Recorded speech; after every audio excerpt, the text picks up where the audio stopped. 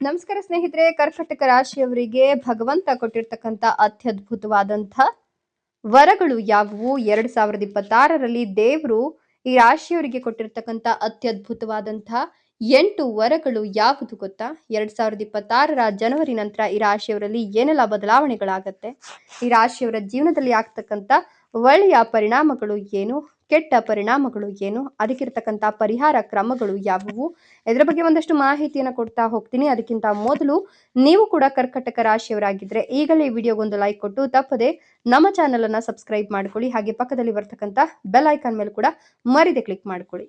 ಇನ್ನು ಸ್ನೇಹಿತರೆ, ನಿಮ್ಮ ಜೀವನದಲ್ಲಿ ಬಗೆಹರಿಸಲಾಗದ ಎಂಥದೇ ಸಮಸ್ಯೆಗಳಿದ್ರು ಕೂಡ ಡಿಸ್ಪ್ಲೇ ಮೇಲೆ ಗುರುಜಿ ನಂಬರ್ ಅನ್ನ ಹಾಕಲಾಗುತ್ತೆ. ಅವರಿಗೆ ಕರೆ ಮಾಡಿದ್ರೆ ಬಗೆಹರಿಸಲಾಗದ ಅತ್ಯಧಿಕ ಕಠಿಣ ಸಮಸ್ಯೆಗಳು ಇದ್ರೂ ಕೂಡ ಅವುಗಳನ್ನ ಬಗೆಹರಿಸ್ಕೊಡ್ತಾರೆ. ಒಮ್ಮೆ ಕರೆ ಮಾಡಿ ನೋಡಿ. 2026ರಲ್ಲಿ ಬುಧ ಹಿಮ್ಮುಖ ಸಂಚಾರ ಈ ರಾಶಿಯವರಿಗೆ ಶುಭ ಫಲಗಳನ್ನ ನೀಡ್ತಾ ಇದೆ.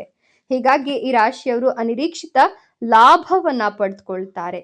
ಈ ರಾಶಿಯವರಿಗೆ ಸಾಕಷ್ಟು ಒಳ್ಳೆಯ ಫಲಗಳು ಶುರುವಾಗ್ತಾ ಇದೆ ಅಂತ ಹೇಳಬಹುದು. ಜೀವನದಲ್ಲಿ ಗಮನಾರ್ಹ ಬದಲಾವಣೆಗಳು ಮತ್ತು ಅನುಭವಗಳು ಇವರಿಗೆ ಸಿಗ್ತಾ ಹೋಗುತ್ತೆ. ರಾಹುವಿನ ಕಬಂಧ ಅಂತ ಪರಿಗಣಿಸಲಾಗುತ್ತೆ ಕೇತುವನ್ನ. ಕೇತು ಈಗ ತನ್ನ ವಿಶಿಷ್ಟ ಮತ್ತು ಪ್ರಭಾವಶಾಲಿ ಶಕ್ತಿಯೊಂದಿಗೆ ವಿವಿಧ ರಾಶಿ ಚಕ್ರಗಳ ಚಿಹ್ನೆಯ ಮೇಲೆ ವಿಭಿನ್ನ ಪರಿಣಾಮಗಳನ್ನು ಬೀರ್ತಾ ಇದ್ದಾನೆ. ಹೀಗಾಗಿ ಈ ರಾಶಿಯವರಿಗೆ ಈ ಅವಧಿಯಲ್ಲಿ ಸಾಕಷ್ಟು ಬೆಳವಣಿಗೆ ಆಗತ್ತೆ, ಬದಲಾವಣೆ ಆಗತ್ತೆ. ಇನ್ನು ಈ ರಾಶಿಯವರಲ್ಲಿ ಚಲಿಸುವ ಕೇತು ಸ್ವಯಂ ಅಭಿವ್ಯಕ್ತಿ, ಸೃಜನಶೀಲತೆ, ಖ್ಯಾತಿ ಮತ್ತು ನಾಯಕತ್ವದ ಕ್ಷೇತ್ರಗಳಲ್ಲಿ ಸಿಹಿ ಕಹಿ ಬದಲಾವಣೆಗಳನ್ನು ತರ್ತಾ ಇದ್ದು, 2026ರಲ್ಲಿ ರಾಹು ಮತ್ತು ಕೇತು ಗ್ರಹಗಳು ಈ ರಾಶಿಯವರಿಗೆ ಆರೋಗ್ಯ, ವ್ಯವಹಾರ, ವೃತ್ತಿ ಮತ್ತು ಮಕ್ಕಳ ಜೊತೆಗೆ ವೈವಾಹಿಕ ಜೀವನ, ಯಶಸ್ಸು ಮತ್ತೆ ಸಂತೋಷ, ಸಂಪತ್ತಿಗೆ ಸಂಬಂಧಪಟ್ಟಂತೆ ಒಳ್ಳೆಯ ಫಲವನ್ನ ನೀಡ್ತಾ ಇದ್ದಾನೆ.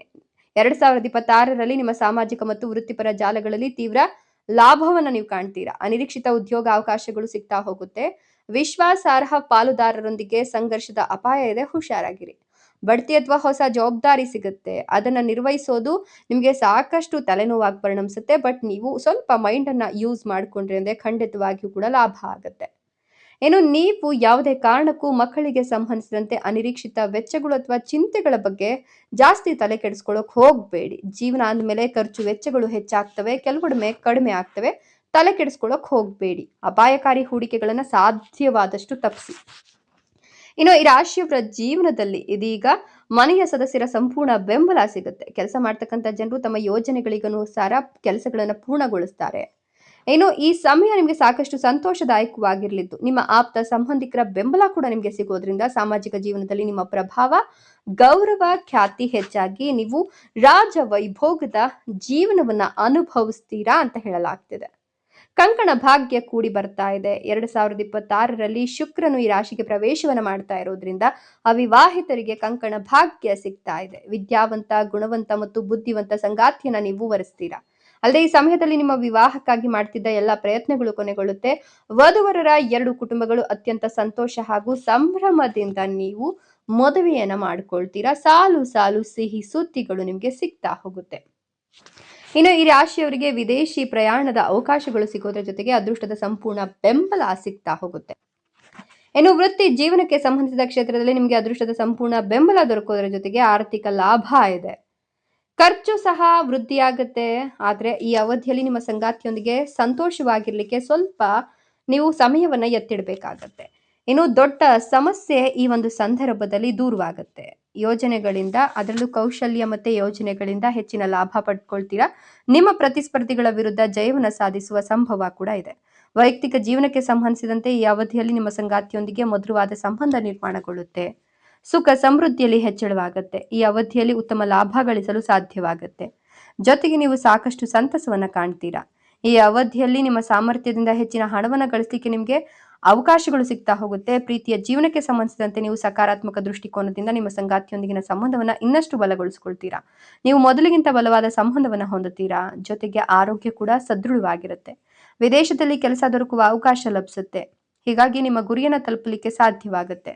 ಸಂಗಾತಿಯೊಂದಿಗೆ ಉತ್ತಮ ಸಾಮರಸ್ಯ ಹೊಂದಿರೋ ಕಾರಣ ವಿಶ್ವಾಸ ಹೆಚ್ಚಾಗ್ತಾ ಹೋಗುತ್ತೆ. ನೀವು ಅದೃಷ್ಟದ ಸಂಪೂರ್ಣ ಬೆಂಬಲವನ್ನು ಪಡೆಯೋದ್ರ ಜೊತೆಗೆ ವೃತ್ತಿ ಜೀವನಕ್ಕೆ ಸಂಬಂಧಿಸಿದಂತೆ ಉನ್ನತ ಪದವಿಯನ್ನು ಪಡೆಯೋದ್ರೊಂದಿಗೆ ಹೆಚ್ಚಿನ ಲಾಭ ಗಳಿಸುವ ಅವಕಾಶಗಳು ಇದೆ. ಹೊಸ ಅವಕಾಶಗಳು ಪ್ರಾಪ್ತಿಯಾಗ್ತಾ ಹೋಗುತ್ತೆ. ನೀವು ಹೆಚ್ಚಿನ ಹಣವನ್ನು ಉಳಿತಾಯ ಮಾಡೋದ್ರೊಂದಿಗೆ ಸಾಕಷ್ಟು ಧನ ಸಂಪತ್ತನ್ನು ಪಡ್ಕೊಳ್ತೀರಾ. ನಿಮ್ಮ ಬಾಳು ಬಂಗಾರವಾಗುತ್ತೆ, ಹಣದ ಹೊಳೆಯ ಹರಿಯುತ್ತೆ ಅಂತ ಹೇಳಬಹುದು. ಅಲ್ಲದೆ ಈ ಒಂದು ಸಂದರ್ಭದಲ್ಲಿ ನೀವು ಕೆಲಸಗಳಿಂದ ಸಂಪೂರ್ಣ ಲಾಭವನ್ನು ಪಡ್ಕೊಳ್ತೀರಾ. ವೃತ್ತಿ ಜೀವನದಲ್ಲಿ ಪ್ರಗತಿ ಕಾಣಲು ಹೊಸ ಜವಾಬ್ದಾರಿಗಳು, ಅವಕಾಶಗಳು ಸಿಗುವ ಲಕ್ಷಣಗಳಿದ್ದು, ಕೆಲವು ಸಂದರ್ಭಗಳಲ್ಲಿ ಸಹೋದ್ಯೋಗಿಗಳಿಂದ ಬೇಸರ ಆಗಬಹುದು. ಕೆಲಸದ ಸ್ಥಳದಲ್ಲಿ ನಿಮ್ಮ ಪ್ರಯತ್ನಗಳಿಗೆ ಮೆಚ್ಚುಗೆ ದೊರೆಯುತ್ತೆ. ವೈವಾಹಿಕ ಜೀವನ ಸಂತೋಷವಾಗಿರಲಿದ್ದು, ಜೀವನ ಸಂಗಾತಿಯೊಂದಿಗೆ ಸಂಬಂಧ ಸಿಹಿಯಾಗಿರುತ್ತೆ. ಕೆಲವೊಮ್ಮೆ ಕೌಟುಂಬಿಕ ಜೀವನದಲ್ಲಿ ಅಶಾಂತಿ, ವಾದಗಳು ಹೆಚ್ಚಾಗುವ ಸಾಧ್ಯತೆ ಇದೆ. ಸೊ ತಾಳ್ಮೆಯಿಂದ ಇದ್ಬಿಟ್ರೆ ಒಳ್ಳೆಯದು. ವ್ಯವಹಾರವನ್ನು ವಿಸ್ತರಿಸಲು ಅವಕಾಶಗಳು ಸಿಗುತ್ತೆ. ಹೂಡಿಕೆಯಿಂದಲೂ ದುಪ್ಪಟ್ಟು ಲಾಭವನ್ನು ನೀವು ನಿರೀಕ್ಷೆ ಮಾಡಬಹುದು. ನಿರುದ್ಯೋಗಿಗಳಿಗೆ ಉದ್ಯೋಗ ಭಾಗ್ಯ ಕೂಡ ಸಿಗುತ್ತೆ. ಕೆಲಸ ಮಾಡೋರಿಗೆ ಬಡ್ತಿಯೊಂದಿಗೆ ಉನ್ನತ ಸ್ಥಾನ ಕೂಡ ಸಿಗುವ ಸಾಧ್ಯತೆ ಉಂಟು. ಕೌಟುಂಬಿಕ ಜೀವನದಲ್ಲಿ ಸಂತಸ ನೆಲೆಸುತ್ತೆ. ಆರೋಗ್ಯ ಸಮಸ್ಯೆಗಳಿದ್ರೆ ಮುಕ್ತಿಯನ್ನು ಹೊಂದುತ್ತೀರಾ. ಕುಟುಂಬ ಸದಸ್ಯರ ಬೆಂಬಲದಿಂದ ಆರ್ಥಿಕವಾಗಿ ಬಲಶಾಲಿಗಳಾಗ್ತೀರಾ. ಹಣ ಕೂಡ ಹರಿದು ಬರುತ್ತೆ. ನಿಮ್ಮ ಆರ್ಥಿಕ ಜೀವನ ಸದೃಢವಾಗುತ್ತೆ. ನೀವು ಅಂದುಕೊಂಡ ಎಲ್ಲ ಕಾರ್ಯಗಳು ಪೂರ್ಣಗೊಳ್ಳುತ್ತೆ. ನೀವು ಈ ಸಮಯದಲ್ಲಿ ಕೆಲಸದ ಬಗ್ಗೆ ಹೆಚ್ಚು ಗಮನ ಹರಿಸಲು ಸಾಧ್ಯವಾಗುತ್ತೆ. ಅವಿವಾಹಿತರಿಗೆ ಕಂಕಣ ಭಾಗ್ಯ ಕೂಡಿ ಬರುತ್ತೆ. ಈ ಸಮಯದಲ್ಲಿ ನಿಮ್ಮ ಆರೋಗ್ಯ ಸುಧಾರಿಸಿ ದೀರ್ಘಕಾಲದ ಆರೋಗ್ಯ ಸಮಸ್ಯೆಗಳಿಂದ ನಿವಾರಣೆಯನ್ನು ಪಡ್ಕೊಳ್ತೀರಾ. ಮನೆಯಲ್ಲಿ ಶುಭ ಕಾರ್ಯಗಳು ನಡೆಯುವ ಎಲ್ಲ ಲಕ್ಷಣಗಳು ಕೂಡ ಗೋಚರವಾಗ್ತಾ ಇದೆ. ಶಿಕ್ಷಣ, ಮಾಧ್ಯಮ ಮತ್ತು ಮಾರ್ಕೆಟಿಂಗ್ ಕ್ಷೇತ್ರಗಳಲ್ಲಿರ್ತಕ್ಕಂಥವರಿಗೆ ಈ ಸಮಯ ಅದ್ಭುತವಾಗಿದೆ. ನೀವು ಆತ್ಮಸ್ಥೈರ್ಯ ಹೆಚ್ಚಾಗೋದ್ರಿಂದ ಸರಿಯಾದ ನಿರ್ಧಾರಗಳನ್ನು ತೆಗೆದುಕೊಳ್ತೀರಾ. ದಾಂಪತ್ಯ ಜೀವನದಲ್ಲಿ ಸುಖ ಸಂತೋಷ ಹೆಚ್ಚಿಗೆಯಾಗಿ ನೆಮ್ಮದಿಯುತ ಜೀವನವನ್ನ ನೀವು ಕಾಣ್ತೀರಾ ಅಂತ ಹೇಳಬಹುದು. ಈ ರಾಶಿಯವರಿಗೆ ಬಹಳಷ್ಟು ಲಾಭ ಸಿಗೋದ್ರ ಜೊತೆಗೆ ಒಂದಷ್ಟು ಎಚ್ಚರಿಕೆಯನ್ನು ಕೂಡ ವಹಿಸಬೇಕಾಗತ್ತೆ. ಇಲ್ಲವಾದ್ರೆ ಸಮಸ್ಯೆಗಳಿಗೆ ಸಿಲುಕು ಹಾಕೊಳ್ತಾರೆ. ಸಾಧ್ಯವಾದಷ್ಟು ಕೋಪವನ್ನ ನಿಯಂತ್ರಣದಲ್ಲಿಟ್ಟು ಹೆಚ್ಚಿನ ಪ್ರಯತ್ನವನ್ನ ನೀವು ಮುಂದುವರಿಸಬೇಕಾಗತ್ತೆ. ಈ ಅವಧಿಯಲ್ಲಿ ನೀವು ನಿಮ್ಮನ್ನ ಧೈರ್ಯದಿಂದ ಇರಿಸ್ಕೊಳ್ಬೇಕಾಗತ್ತೆ. ನಿಮ್ಮ ಸಮಸ್ಯೆಗಳನ್ನ ದೂರ ಮಾಡಲು ಪ್ರಯತ್ನವನ್ನು ಮಾಡಬೇಕಾಗತ್ತೆ. ಜೀವನದಲ್ಲಿ ಇನ್ನಷ್ಟು ಸಮಸ್ಯೆಗಳು ಎದುರಾಗೋದನ್ನ ತಡೆಗಟ್ಟಬೇಕು ಅಂದ್ರೆ ಎಚ್ಚರಿಕೆಯಿಂದ, ಬುದ್ಧಿವಂತಿಕೆಯಿಂದ ಸಮಸ್ಯೆಗಳಿಗೆ ನೀವು ಪರಿಹಾರವನ್ನ ಕಂಡುಕೊಳ್ಬೇಕಾಗತ್ತೆ. ಈ ಅವಧಿಯಲ್ಲಿ ನಿಮ್ಮ ಸಂಗಾತಿಯೊಂದಿಗಿನ ಸಂಬಂಧದಲ್ಲಿ ಅತ್ಯಂತ ಹೆಚ್ಚಿನ ಸಮಸ್ಯೆ ಎದುರಾಗುವ ಸಂಭವ ಇದೆ. ಆದ್ರೆ ಕುಗ್ಗಕ್ಕೆ ಹೋಗ್ಬೇಡಿ. ಸಂಗಾತಿ ಜೊತೆ ವಿನಾಕಾರಣ ಜಗಳ ಮಾಡೋಕ್ ಹೋಗ್ಬೇಡಿ. ಎಚ್ಚರಿಕೆಯನ್ನು ವಹಿಸಿ. ಇನ್ನು ನೀವು ನಿಮ್ಮ ಭಾವನೆಗಳನ್ನ ನಿಯಂತ್ರಣದಲ್ಲಿ ಇಟ್ಕೊಂಡ್ರೆ ತುಂಬಾನೇ ಒಳ್ಳೆಯದು. ವ್ಯಾಪಾರಿಕ ದೃಷ್ಟಿಕೋನದಿಂದ ಸರಿಯಾಗಿ ಯೋಚಿಸಿ ಪರಿಸ್ಥಿತಿಯನ್ನು ನಿಭಾಯಿಸಿದ್ರೆ ಒಳ್ಳೆಯದಾಗುತ್ತೆ. ಸಾಮಾಜಿಕ ಸಮಾರಂಭದಲ್ಲಿ ಸಕ್ರಿಯವಾಗಿ ಭಾಗವಹಿಸ್ತೀರಾ. ತಾಯಿ, ಸಂಬಂಧ, ವಾಹನ, ಮನೆಯ ವಾತಾವರಣ, ಭೂಮಿ, ಶಿಕ್ಷಣ ಇತ್ಯಾದಿಗಳನ್ನ ಸೂರ್ಯ ದೇವನು ಪ್ರತಿನಿಧಿಸ್ತಾ ಇರೋದ್ರಿಂದ ಮನೆಯ ಯಾವುದಾದ್ರೂ ಹತ್ತಿರದ ಸಂಬಂಧಿಕರಿಂದ ದುಃಖಕರ ಸಮಾಚಾರವನ್ನ ಕೇಳಬೇಕಾಗಿ ಬರಬಹುದು. ಈ ಅವಧಿಯಲ್ಲಿ ನಿಮ್ಮ ಮನೆಯ ಸದಸ್ಯರ ಆರೋಗ್ಯದ ಕಾರಣದಿಂದಾಗಿ ನೀವು ಮಾನಸಿಕ ಒತ್ತಡಕ್ಕೊಳಗಾಗಬಹುದು. ಆದರೆ ವೈಯಕ್ತಿಕ ವಿಚಾರಗಳಿಗೆ ಸಂಬಂಧಪಟ್ಟಂತೆ ಹೆಚ್ಚಿನ ತಲೆನೋವು ಸಮಸ್ಯೆಗಳು ಎದುರಾದಾಗ ಬಹಳ ಜಾಣ್ಮೆಯಿಂದ ಅವುಗಳನ್ನ ನಿರ್ವಹಿಸಬೇಕಾಗತ್ತೆ. ನೀವು ಯಾವುದೇ ರೀತಿ ದೊಡ್ಡ ಮತ್ತು ಮಹತ್ವಪೂರ್ಣವಾದ ನಿರ್ಧಾರವನ್ನು ತೆಗೆದುಕೊಳ್ಳುವ ಮೊದಲು ಎಲ್ಲಾ ರೀತಿಯಲ್ಲೂ ಪರಿಶೀಲಿಸಿ ಸರಿಯಾಗಿ ಯೋಚಿಸುವುದು ಉತ್ತಮ. ಇಲ್ಲವಾದ್ರೆ ಸಮಸ್ಯೆ ಉದ್ವಿಗ್ನವಾಗುತ್ತೆ. ನಿಮ್ಮ ಖರ್ಚಿನ ಕಾರಣ ಉಳಿತಾಯ ಕಡಿಮೆ ಆಗಬಹುದು. ಹಾಗಾಗಿ ಖರ್ಚಿನ ಮತ್ತೆ ಉಳಿತಾಯದ ಕಡೆ ಹೆಚ್ಚಿನ ಗಮನವನ್ನು ಹರಿಸಿ. ಇದೆಲ್ಲವೂ ಕೂಡ ಕರ್ಕಟಕ ರಾಶಿಯವರಿಗೆ ಭಗವಂತ ಈ ಒಂದು ಹೊಸ ವರ್ಷದಲ್ಲಿ ಕೊಟ್ಟಿರ್ತಕ್ಕಂಥ ವರಗಳಾಗಿದ್ದು, ಇವುಗಳನ್ನು ಅನುಸರಿಸಿ ನಡೆದರೆ ಖಂಡಿತವಾಗಿಯೂ ಜಯ, ಲಾಭ ಎರಡೂ ಕೂಡ ನಿಮ್ಮದೇ. ಧನ್ಯವಾದಗಳು.